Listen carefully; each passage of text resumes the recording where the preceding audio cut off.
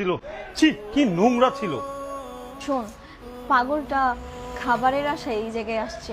পাগল তো পাগলই, সে তো রাস্তাঘাটেই পড়া থাকে। আজকে পাগলটার তোর সাথে দেখা হইছে, হয়তো বা কয়েকদিন কি কয়েক বছরও তোর সাথে দেখা নাও হতে পারে। তাছাড়া আমরা কত দিকে কত টাকা পয়সা নষ্ট করে ফেলি, সেগুলোর তো হিসাব রাখি না। তোর এই এক প্লেট খাবার না হয় সে খেয়েই ফেলতো, কি হইতো? আরেকটা অর্ডার করতাম। তারা ভালো মন্দ কি জিনিস সেটা বুঝে না, কিন্তু পেটের খিদা তো বুঝে, তাই না? সামান্য একটু খাবারের জন্যই আসছে। তোর এই ব্যবহারটা করা একদম ঠিক হয় নাই। রাস্তাঘাটের আবর্জনা আছে না, সেইখান থেকে তারা খাবার নিয়ে তাদের ক্ষুধা নিবারণ করে। কখনো কোনো পাগলের তো দেখি নাই চুরি ডাকাতি করতে।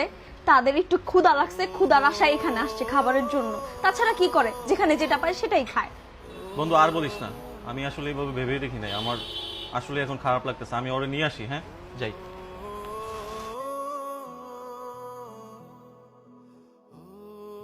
ভাই আপনার কি ক্ষুধা লাগছে? ভাই আসেন, আমি আপনাকে খাওয়াবো। তুই মার